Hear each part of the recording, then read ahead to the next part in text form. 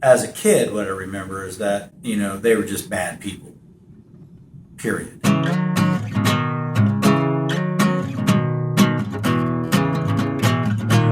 wanna sell me? I'd rather be destroyed. There was always that great fear that we were going to get bombed, and they have tornado drills in Kansas, but back when I went to grade school, we had to get underneath our desk, and they said cover up your head and all that for a nuclear explosion. Well, obviously, there wouldn't have been a need for that. We was always scared of the Russians, or the commies is what everybody called them. That, we always thought that they was going to start World War III. The first thing that comes to mind is, of course, when the Cuban Missile Crisis started, was the idea that people kind of panicked. People went into the grocery stores, bought up anything and everything, specifically canned goods. A lot of the people in my hometown felt that this was not a happy time, kind of scary for everybody. This incredible fear of the Russians. We almost didn't see them as people. They were kind of like aliens from another planet. And their whole purpose and intent in life was to destroy us in the American way. So as a kid, what I remember is that, they were just bad people. And of course, that's the same impression they had of us as well, now that we know. They thought that we were for sure going to bomb them. They were absolutely positive. There's some people that really believed in the nuclear fallout, that they would actually put underground vaults, storm shelters basically. I know a lot of people that did that because they were scared of that if we had a nuclear fallout, that we'd be underground for X amount of months or years or whatever. And then we had our little trips that the elementary took at the end of the year, and some kids went to zoos and things like that. We went to bomb shelters, and they said, now if there's a nuclear war, this is where you'd stay. And they gave us some crackers and some rations to eat, and we never really thought a whole lot about it. There wasn't that great deal of fear, but it was always out there, and so you learn to hate the Russians from the very earliest in your life. There was propaganda always, where it was always against Russia or China.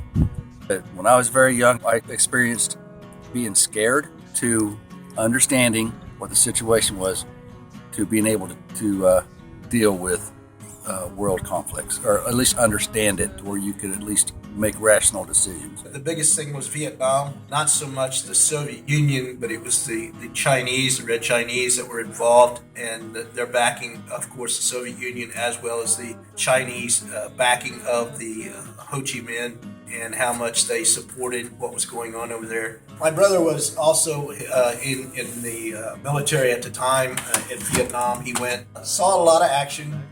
He was awarded on 4 different occasions a Bronze Star, valor, and leadership, and so on.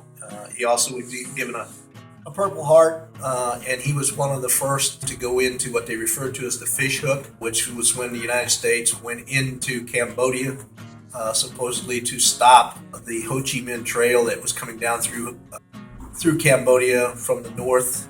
He was very fortunate. He came home from Vietnam. He was wounded once. He received shrapnel in the side of him. It was, as he described it, about the size of a large Zippo lighter. When he came home, it was still in him, and they took it out when he was stationed up in Alaska for the last 5 months he was in the military. My first experience from the military perspective is our family got stationed in Guantanamo Bay, Cuba from 1963 until 1967. I was just a little guy then. But I remember playing in the field across from our house, and of course they had foxholes and defensive positions all put in. We would practice evacuating the island once a month. So my mother always had to have one steamer trunk packed, and when they blew the horn, she would just drag it out onto the front stoop of the house, of base housing, and then they would load us all up onto the buses and take us down to the dock. I enlisted in the Air Force in 1981, and of course we were still fighting the big bad Russians, and this was the time of Ronald Reagan and the arms buildup. We spent a tremendous amount of time practicing war with the Russians, with the Soviets. My experience with it is that I don't think we had as much to worry about as people let on.